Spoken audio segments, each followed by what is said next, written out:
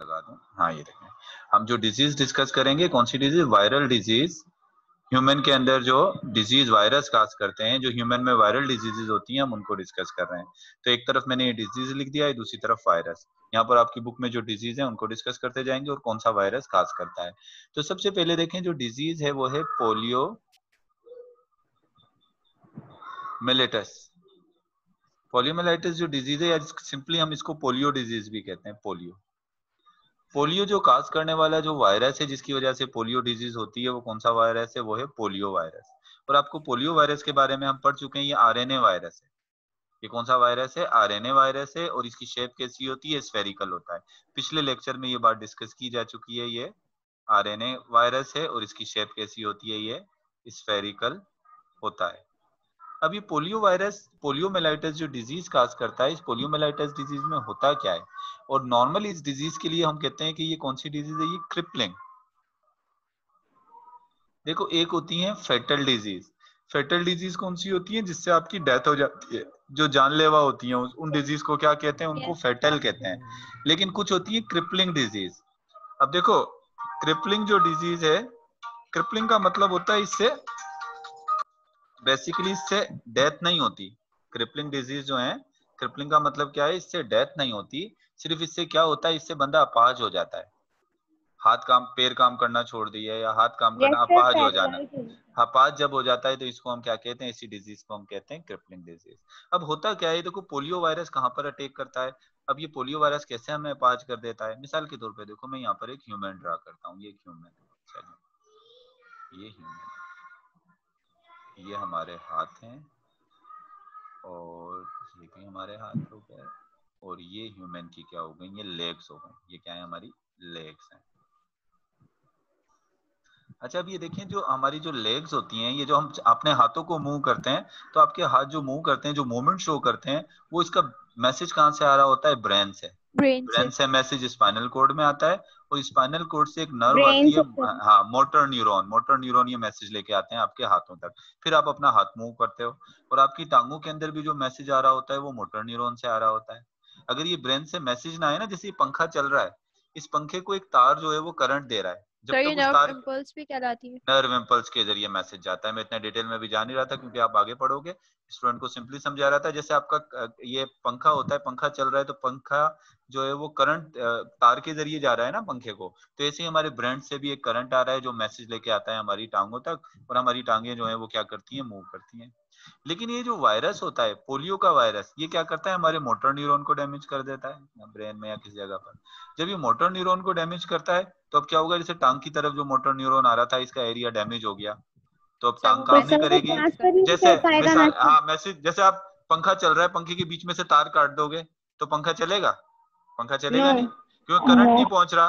तो इसी तरीके से मोटर न्यूरॉन पर जब अटैक करता है, मोटर न्यूरॉन खराब हो गई है, नर्व्स आपके खराब हो गए, तो अब मैसेज ना जाएगा ना मैसेज आएगा। तो अब क्या होगा? उसकी वजह से आपकी टांग काम करना छोड़ देगी, और इसी को हम क्या कहते हैं? इसी को बेसिकली हम कहते हैं पोलियो का मर्ज हो गया। अक्सर आपने देखा होगा, पोलियो जिनको होता है, तो उन लोगों में क्या होता है? अपाज होते हैं, टांग जो है वो काम नहीं कर रही होती है।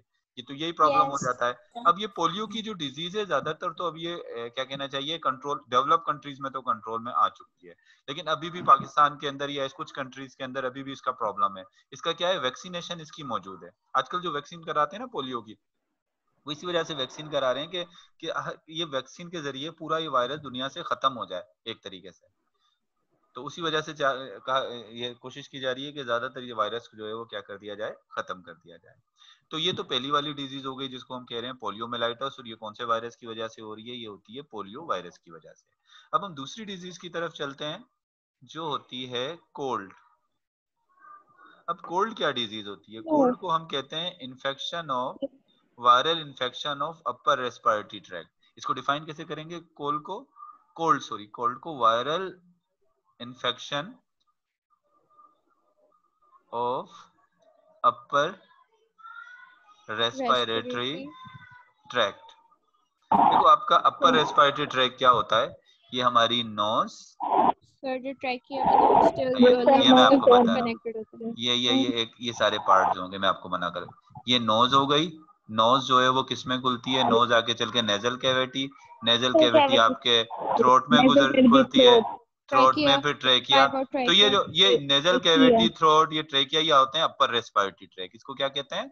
Upper respiratory tract. और ये लंग्स और ये ब्रोंकाई अंदर वाले जो हैं ये लोअर रेस्पिरेटरी ट्रैक। तो अब क्या होता है कि ये जो कोल्ड होता है अक्सर सर्दियों में हो जाता है, कोल्ड सर्दियों में होता है, इस वजह से कोल्ड कह रहे हैं। तो सर्दियों में अक्सर क्या होता है, हमारे गला दुखना शुरू हो जाता है, हमें नजला शुरू हो जाता है। तो ये हमारे अपर रेस्पिरेटरी ट्रैक में जो वायरल इन्फेक्शन होता है, तो इसको हम क्या कहते हैं? इसको हम कहते हैं कोल्ड। इसको हम क्या कहते हैं? इसको हम कोल्ड कहते हैं।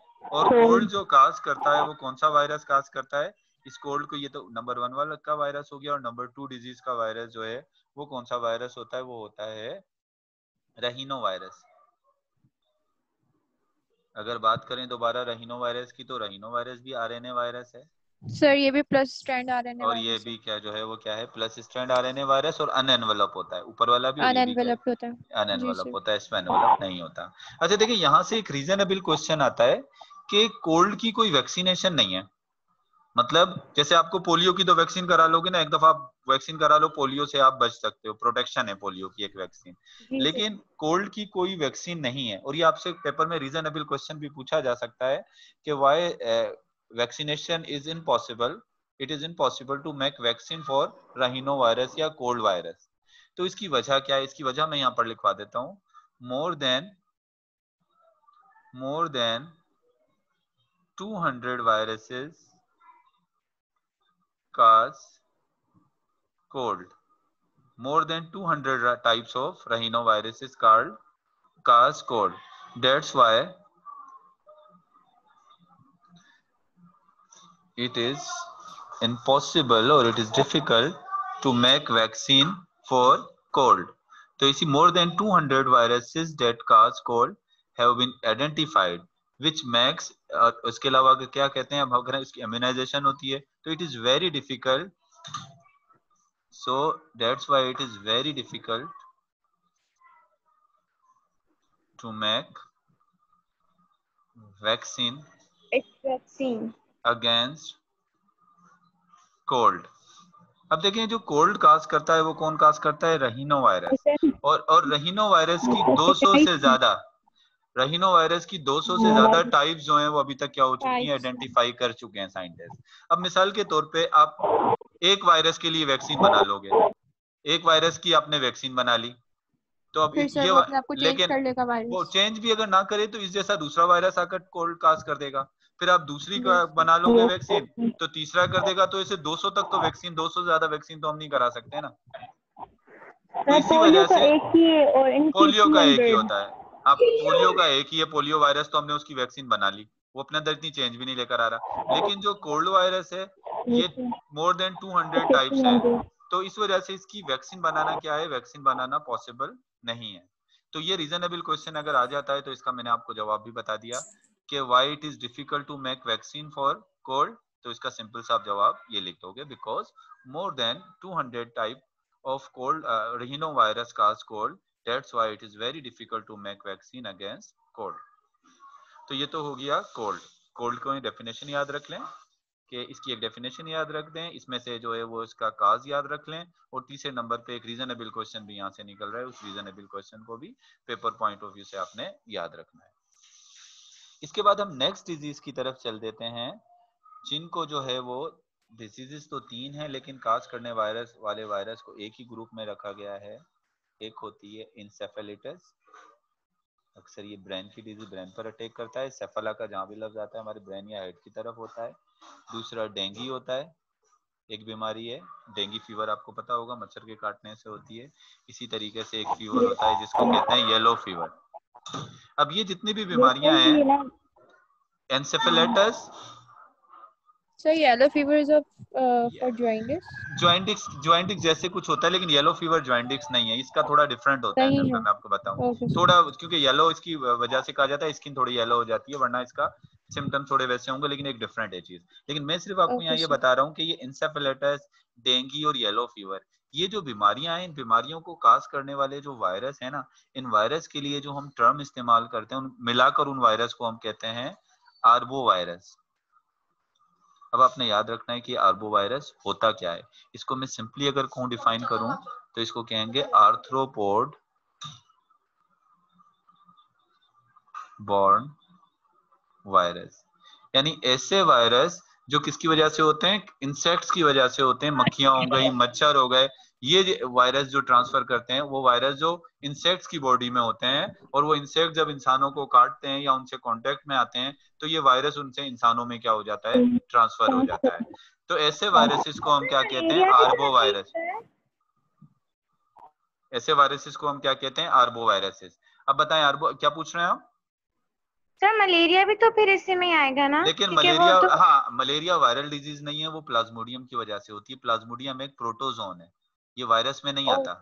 सही है ना, मलेरिया है, लेकिन ये बात है वायरस नहीं है।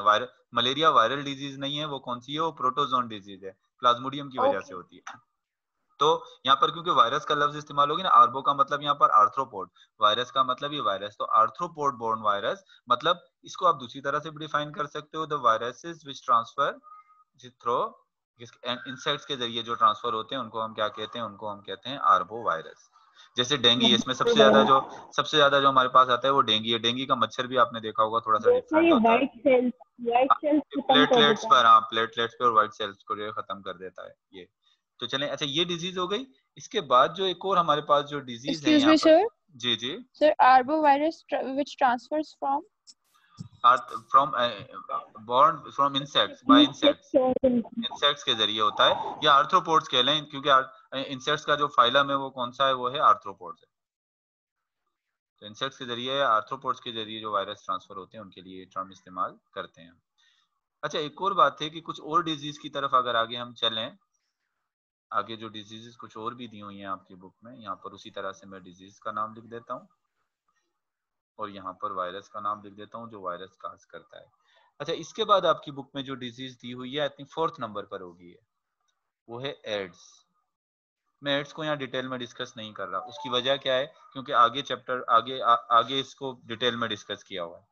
एड्स को भी यहाँ कुछ बात है एड्स का इतना डिटेल में बता नहीं रहा हूँ, क्योंकि पूरा का पूरा आगे टॉपिक हमारे पास जो है वो, अगर आप देखें आपके पेज नंबर, इसके बाद जो है वो पेज नंबर 94 पर जो है वो ह्यूमन एमिनो वायरस यानी एड्स को डिटेल में डिस्कस किया गया है। यहाँ सिर्फ इतना देख लेते हैं कि एड्स काज करने वाला वायरस कौन सा होता है, HIV ह्यूमन एमिनो वायरस है। इन दोनों के बारे में डिटेल आगे पढ़ेंगे। हम नेक्स्ट डिजीज की तरफ चलते हैं, और जो नेक्स्ट डिजीज है वो है रेबीज।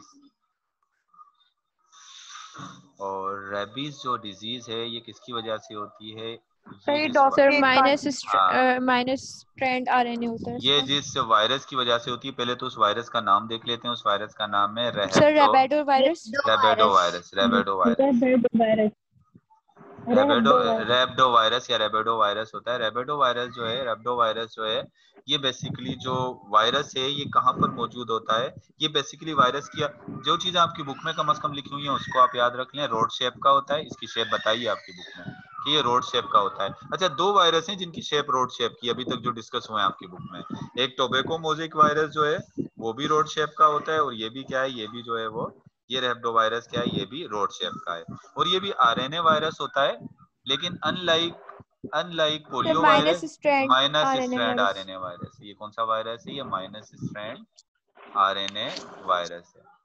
अच्छा ये होता कहाँ पर है बेसिकली ये वायरस जो है वो बेसिकली जो होता है, जो डॉग्स होते हैं, जो डॉग्स होते हैं, डॉग्स इवन फॉक्स होते हैं, और रैकन्स जो होते हैं, इनकी बॉडी में जो है वो क्या होता है, उनके स्लाइवा में होता है। लेकिन एक बात पता है, हर हर किसी डॉग के जो है वो स्लाइवा में ये नहीं होता, ये मैड डॉग के स्लाइवा में। अगर मिसाल के तौर पे आपको कोई डॉग काट लेता है, आपको कोई डॉग बाइट करता है, तो अब ये है कि आप इंजेक्शन लगवा लेते हैं ना रेबीज के हम इंजेक्शन लगवा लेते हैं।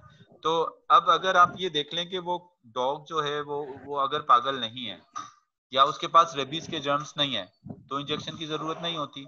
इसके लिए फिर ये करें, या तो आप उस डॉग का पहले ब्लड चेक कराएं, स्लाइवा चेक कराएं या ब्लड चेक कराएं कि उसमें कहीं रेबीज के वायरस तो नहीं है। लेकिन सर कोई इतना करता नहीं है, इतना लोग करता नहीं है, इंजेक्शन लगा लेते वो लगा क्योंकि अब लेते हैं। कहाँ तक जो है, क्योंकि अब मिसाल के तौर पे आप कह रहे हो कि डॉग तो पागल तो नहीं था, तो इस वजह से मुझे इंजेक्शन की जरूरत नहीं है, लेकिन ऐसा नहीं होता, हो सकता है वो पागल होने वाला हो।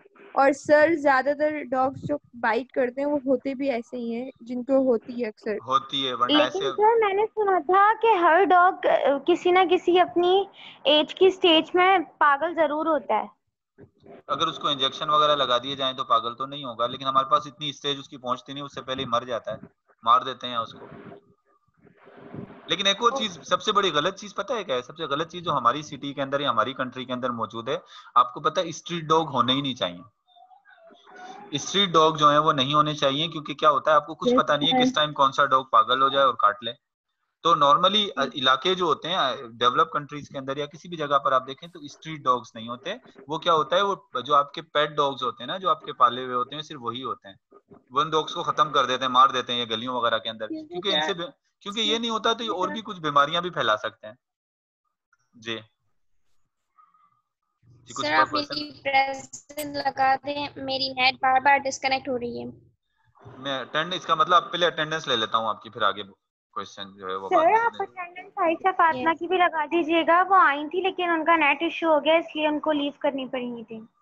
चले मैं लगा देता हूँ, पहले मैं आपकी अटेंडेंस ले लूँ।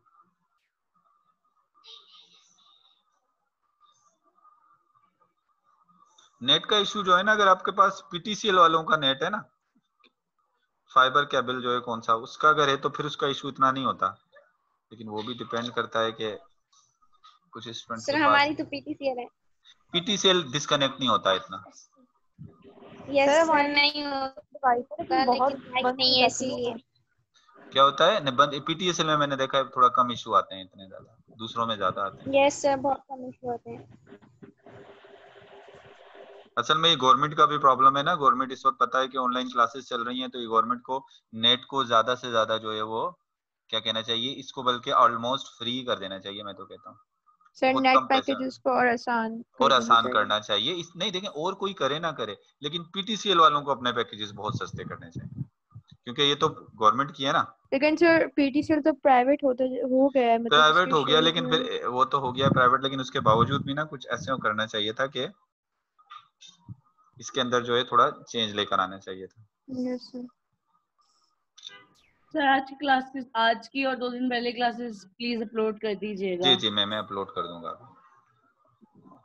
अच्छा अब देखें, ये हम उसी को जो है वो डिस्कस कर रहे थे, डिजीजेस को डिस्कस कर रहे थे। अच्छा अब कैसे कैसे पता लगता है कि आपको ये डॉग जो है वो पागल है, कुत्ता जो है वो पागल हो गया है? वो क्या होता है कि उसके लिए जो है वो नॉर्मली हमें इस तरह से पता लग जाता है कि वो ना फ्लेंजी सी एक अपनी धुन में भाग रहा होता है, सीधा सीधा इधर उधर देखे बगैर सीधा सीधा क्या हो रहा होता है, वो भाग रहा होता है वो डॉग। तो उससे हमें थोड़ा पता लग जाता है कि जो है वो इसको जो है वो क्या है, रेबीज है।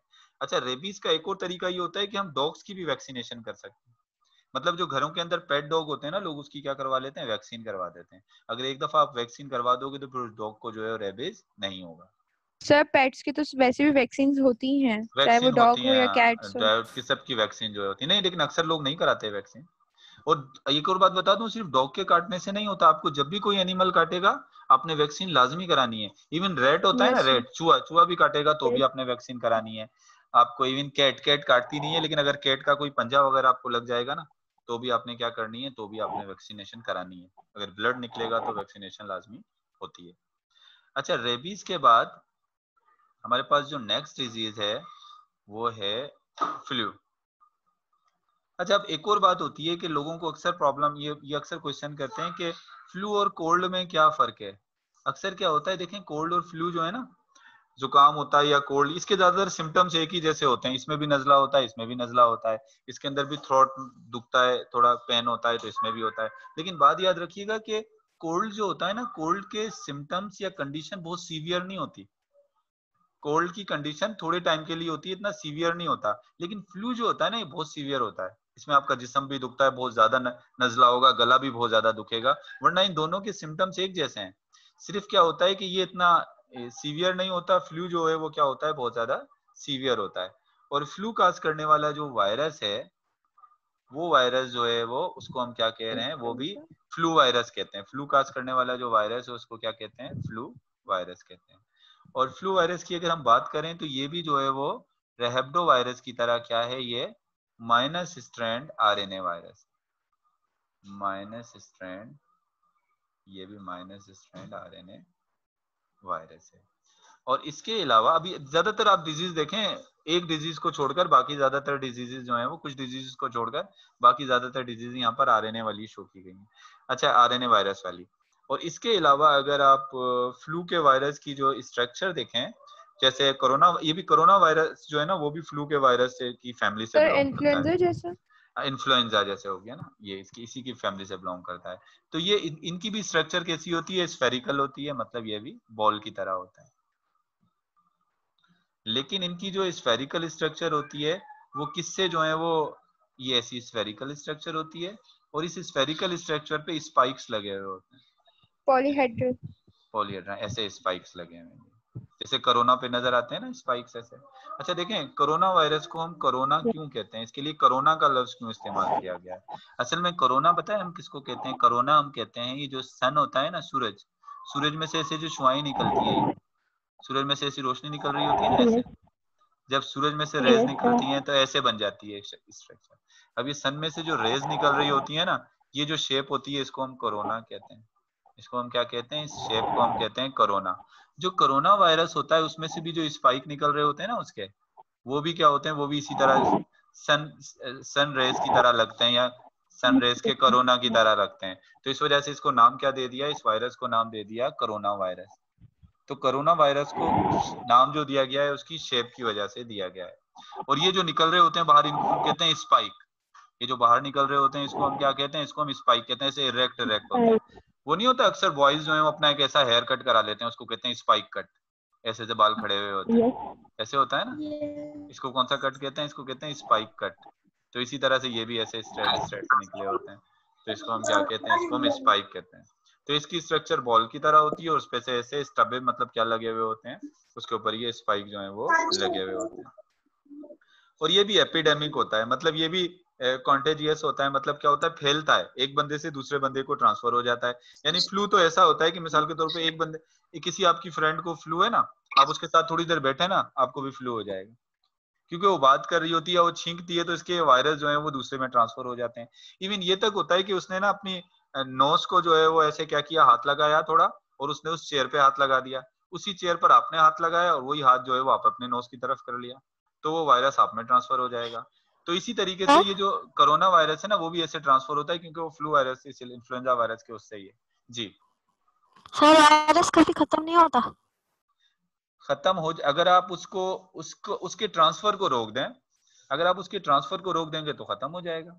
असल में क्या होता है ना कि वो हमेशा जो होता है एक बंदे से दूसरे बंदे में ट्रांसफर करके अपनी लाइफ साइकिल जो है ना वो क्या कर रहा होता है, कंप्लीट कर रहा होता है। अब उसकी लाइफ साइकिल रोकेंगे तो वो खत्म होगा। अब जैसे हम कह रहे हैं ना कोरोना, अब कोरोना जो है ना रब पड़े पड़े, जब इसकी लाइफ साइकिल नहीं होगी एक टाइम तक तो ये खत्म हो जाएगा। लेकिन क्या होगा, जब इसकी लाइफ साइकिल बार बार अपने जैसे और कोरोना वायरस प्रोड्यूस कर लेगा, फिर और कर लेगा लाइफ साइकिल से, तो वो खत्म नहीं होगा। अभी देखा ना, स्मॉल पॉक्स और चिकन पॉक्स किसी जमाने में बड़ी खतरनाक डिजीज होती थी। स्मॉल पॉक्स और चिकन पॉक्स जो था उसमें जो है वो यस सर। अक्सर आंखें ब्लाइंड हो जाते थे लोग, और उसमें ऐसे मुंह पर दाने हो जाते थे। लेकिन अभी हमने वैक्सीनेशन के जरिए पूरी दुनिया से स्मॉल पॉक्स, ये जो है चिकन पॉक्स जो है ये क्या कर दिया, ये खत्म कर दिया। और इसी तरीके से क्या होता है सर कि ये जो वायरनॉल वायरस की वजह से होता था नहीं? हाँ, और दूसरी बात ये होती है कि एक और जो चीज थी कि आपके पास जो क्या है, ये पोलियो है। अब पोलियो को भी हम यही चाह रहे हैं कि दुनिया से खत्म कर दें। अब जैसे आप देखो और ना, सर इसकी पोलियो वैक्सीन भी है, स्मॉल वैक्सीन भी पॉक्स है ना, की। तो स्मॉल पॉक्स की वैक्सीन इसी वजह से, तो वैक्सीन की वजह से तो खत्म हो गए कि उनको आगे बढ़ने ही हमने नहीं दिया। वैक्सीन की वजह से हमारी एंटीबॉडीज जब भी किसी की बॉडी में आए तो एंटीबॉडीज ने उनको खत्म कर दिया, किल कर दिया उन्हें। अच्छा, एक और बात क्या होती है कि अब देखो ना, ये जो यूरोपियन कंट्रीज हैं वो कितना पैसा खर्च कर रही हैं पोलियो पर। वो हमारे, उनको हमसे क्या इंटरेस्ट है कि वो हम लोगों को जो है वो वैक्सीन करवा रहे हैं पोलियो की। असल बात ये होती है कि उनको हमसे इंटरेस्ट नहीं है, उनको इंटरेस्ट इस बात से है कि दुनिया से खत्म होगा तो हमारे पास नहीं आएगा ना। अगर हमारे पास भी मौजूद हुआ तो वो उनकी कंट्री में दोबारा चला जाएगा, तो वो अपनी कंट्री को महफूज करना चाहते हैं कि दुनिया की वैक्सीनेशन हो जाए तो वहां से कोई बंदा हमारी कंट्री में आए तो वहां पर इनको ये डिजीजेस ना हो। तो इस वजह से चाहते हैं कि पूरी दुनिया जो है वो पोलियो से क्या हो जाए, पाक हो जाए। लेकिन फिर भी पाकिस्तान में पोलियो के फिर भी केसेस निकल ही आते हैं। जी सर हमने जैसे सुना था कि जो कोरोना वायरस है उनको मतलब उससे इंसान ने बनाया, तो वायरस इंसान बनाता है क्या? नहीं, वायरस इंसान नहीं बनाता। कोरोना वायरस के बारे में ये कहा जा रहा है कि जैसे फ्लू का वायरस था या ये इन्फ्लुएंजा कोई वायरस था, तो उन्होंने, इंसानों ने क्या किया, चाइना के लोगों के बारे में अक्सर कहा जाता है कि वो क्या कर रहे थे, इस वायरस पे रिसर्च कर रहे थे। अब रिसर्च करने में उन्होंने क्या किया, उसके जेनेटिक मटेरियल को चेंज कर दिया। हम थोड़ा बहुत डीएनए पर काम करते हैं ना, उसके डीएनए या उसके, वो जब रिसर्च कर रहे थे तो उसमें उसका जेनेटिक मटेरियल या उसका डीएनए चेंज हो गया। फिर जिस जगह पे रिसर्च की जाती है ना वायरस बैक्टीरिया पर, उन जगहों को बड़ा क्लोज रखा जाता है, उनका बड़ा ख्याल रखा जाता है कि कहीं ये वायरस और बैक्टीरिया उस लैब से बाहर ना निकल जाए, एक्सपेक्ट ना हो जाए, लैब से बाहर ना निकल जाए। तो कहा जाता है कि वहां पर ये कोई रिसर्च हो रही थी और ये वायरस जो है वो उनकी लैब से बाहर निकल गए, यानी फैल गए, आगे ट्रांसफर होना शुरू हो गए। यानी लैब के अंदर ही रहना चाहिए था कुछ ऐसा, लेकिन कुछ तरीके से ये बाहर निकल गए तो चाइना में फैलना शुरू हो गए। और चाइना पर ये भी बात के लिए बोलते हैं। बेड्स, वो उन्होंने पता नहीं पहले ये बेड्स के अंदर होता है, या तो यही हुआ कि अपनी लैब के अंदर वो बेड्स पे या तो रिसर्च कर रहे थे, या तो वो बेड्स पर ही रिसर्च कर रहे थे, तो वहीं से ये वायरस निकाल कर उस पर जो काम चल रहा था। अब उसका नहीं पता ना कि उन्होंने क्या किया, लेकिन जेनेटिक मटेरियल कोई उसका चेंज हो गया। जब वो चेंज हो गया जेनेटिक मटेरियल, तो अपने अंदर चेंज लेकर आ गया। जब अपने अंदर चेंज लाके वो बाहर निकला, तो उसने लोगों में ट्रांसफर होकर ये प्रॉब्लम काज करना शुरू कर दी। फिर चाइना का एक और कसूर ये कहा जाता है कि जो यूएनओ या अमेरिका वाले जो कहते हैं, वो ये बात कहते हैं कि इसको चाइना ने गलत बयानी से काम लिया, क्योंकि वो चाइना को इस बात, ये कॉन्टेजियस था, मतलब ये एक बंदे से दूसरे बंदे पर फैल रहा था। और काफी अरसे तक यस, जब चाइना के उन्होंने अंदर ये अपनी जो है वो फ्लाइट्स वगैरह कुछ बैन नहीं की और वो सब पहन चीजें स्प्रेड होती गई, स्प्रेड होती चली सब गई उनको, लोग अपनी सब लोग जगहों में पे। इतना प्रॉब्लम आना शुरू हो गया। और फिर दूसरी बात क्या थी कि इसकी वजह से क्या हुआ, उसकी वजह से जो है ना वो फैलना शुरू हो गया सारा का सारा वहां से। और और उनको सर कम वो से अदर कम, कंट्रीज में हाँ, चला गया वो फिर। यूएनए जो इस वक्त चाइना को इल्जाम लगाता है, या अमेरिका इस वक्त जो चाइना को ब्लेम देता है, वो इस बात का ब्लेम देता है कि आपने शुरू में हमसे गलत बयानी से काम लिया, आपने इसके बारे में सही तरह बताया नहीं। फिर क्या हुआ कि उन्होंने तो अपने आप को तो कंट्रोल कर लिया, लेकिन दुनिया के लिए एक बहुत बड़ा मसला बन गया अमेरिका, क्योंकि ये अब वो ये बात भी है ना प्रॉब्लम की, एकदम से कैसे वो चाइना में अमेरिका में फैल गया, कैसे फैल गया। इतनी सारी चीजें हैं कि जो अभी तक जो है ना कोरोना के हवाले से जो है वो अनक्लियर नहीं है अभी। मीन्स कि अगर जिस वक्त कोरोना स्टार्ट हुआ था ना, तो उस वक्त की रिसर्च पढ़ें, थोड़ी चेंज है। फिर बीच वाली रिसर्च पढ़ें, थोड़ी कोरोना के हवाले से चेंज आ जाती है। अब वाली रिसर्च पढ़ें तो और चेंज हो गई है, कुछ और आ जाती है। यानी एक नया वायरस है, नोवल वायरस जिसको कह रहे हैं, नया वायरस है। तो इसके बारे में बिकॉज अभी सर तक जो इसका है मॉडिफाई हो गया, जेनेटिक हो गया मटेरियल जो जेनेटिक है वो मटेरियल। तो मॉडिफाइड। अभी इसके बारे में तो कोई क्लियर, अभी देखें वैक्सीन अमेरिका ये जो है वैक्सीन बना रहे हैं, लेकिन जो है वो वैक्सीन बनाने में भी जो है ना वो ये नहीं होता कि वो वैक्सीन बना के एक 6 महीने के अंदर लेकर आ जाएंगे। काफी ट्रायल होती है, ट्रायल के बाद कम से कम 1 साल लगता है। इसकी वैक्सीन बन भी गई तो कम से कम जनवरी तक इसकी वैक्सीन जो है वो आएगी, अगर इसकी वैक्सीन बन गई। मेरे ख्याल से अमेरिकन करेंगे, क्योंकि मुझे ऐसा लगता है कि मुझे सिर्फ ये होता है कि ह्यूमन की प्रॉस्पेरिटी के लिहाज से जो काम करते हैं ना, वो यूरोपियन और अमेरिकन मुझे लगता है ज्यादा करते हैं। उसकी वजह मैं आपको बताऊं, देखें ज्यादातर आप देखें जितनी भी हमारे पास वैक्सीनेशन होती है, जितने हमारी मेडिकल की बेहतर ट्रीटमेंट होती है, वो ज्यादातर वहां पर ही आती है। अब चाइना है, चले पाकिस्तान का दोस्त है, जो कुछ भी है, लेकिन मसला सारा क्या होता है, देखिए चाइना जो है वो आपको जो है वो दूसरी चीज, आपको सस्ते सस्ते मोबाइल बनाकर दे सकता है, आपको जो है चाइना इस तरह की चीजें दीवी, और ये आपकी इलेक्ट्रिक मार्केट भर दी, आपकी प्लास्टिक की मार्केट चाइना ने क्या कर दी, भर दी पूरी सोसाइटी के अंदर। लेकिन क्या है कि लेकिन अगर चाइना इन तरफ से देखें तो इस तरफ से आपको कोई मेडिकल साइड पे या इस तरह की कोई चीज आपके पास नहीं आती, यूरोप और अमेरिका से ही है अगर आप देखें। और वो वैक्सीन भी मुझे पता है वहीं से आएगी। चाइना, लोग कह रहे हैं कि चाइना ने वैक्सीन बना ली, चाइना ने, वो चाइना से नहीं आने की कोई वैक्सीन, आएगी वहीं से बनकर, क्योंकि वो लोग ही ज्यादातर में देखा है उनकी प्रॉस्पेरिटी पर क्या करते हैं, काम करते हैं। अब चाइना एक हो गई कंट्री, या दूसरी भी जो हमारे पास कंट्रीज है ना, उनकी मुझे एक ये भी लगता है कि इन्होंने पोल्यूशन भी बहुत खास की है, हर चीज प्लास्टिक की बना दी, मार्केटें भर गई हैं प्लास्टिक की चीज से। तो ये इतना ज्यादा, इसका आपको पता है दुनिया का नंबर 1 पर जो है, क्या कहना चाहिए, जो मोस्ट पोल्यूटेड कंट्रीज हैं दुनिया की, वो उसमें बीजिंग आता है आपका। इतनी पॉल्यूशन है वहां पर, इतनी इंडस्ट्रीज हैं, इतनी पॉल्यूशन है वहां पर। तो उस पॉल्यूशन का जो है वो वजह ही होती है कि पॉल्यूशन। उसके बाद फिर दिल्ली है, इंडिया का जो दिल्ली है, न्यू दिल्ली है, वहां पर भी पॉल्यूशन बहुत ज्यादा है। वहां पर अगर न्यू दिल्ली या बीजिंग वगैरह में जहाँ इनकी इंडस्ट्रीज एरिया है ना, वहां पर अगर आप जाएंगे कुछ देर के बाद आपको सांस लेने में प्रॉब्लम होगी, आपके सर में दर्द हो जाएगा, इतनी ज्यादा वहां पर क्या है, पॉल्यूशन है, इंडस्ट्री ज्यादा लगा दी है। चलिए एक दूसरी बहस थी, लेकिन जो है वो मैंने जो है वो डिस्कस करना है।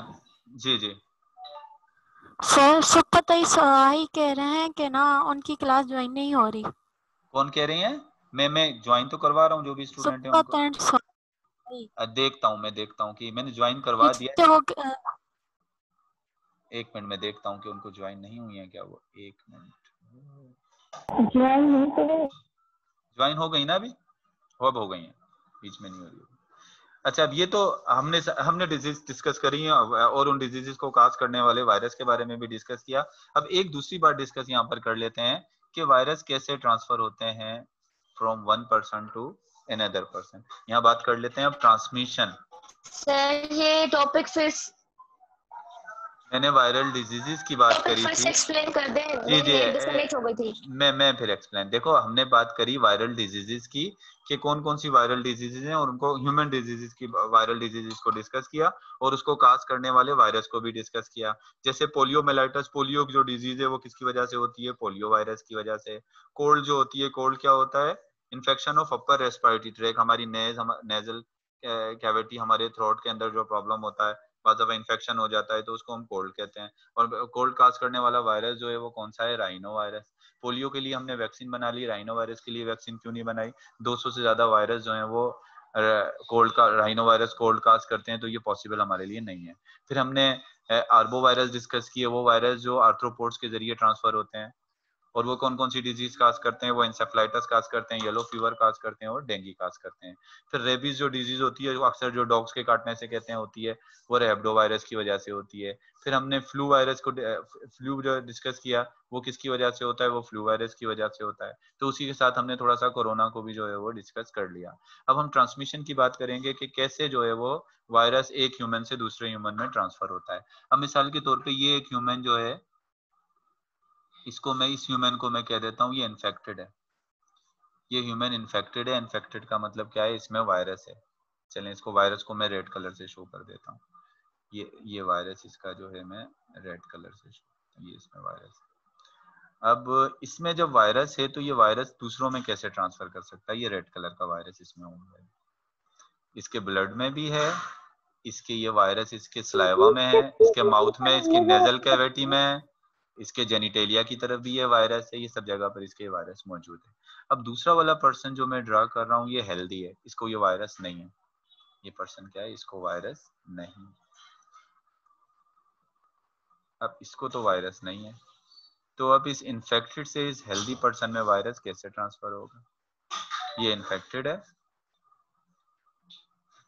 और ये क्या है? ये हेल्दी है। किन किन तरीकों से जरिए वायरस जो है वो ट्रांसफर हो सकता है? Sneezing, coughing, हाँ, breathing. सबसे पहले तो देख लें, हम थ्रो देख लेते हैं।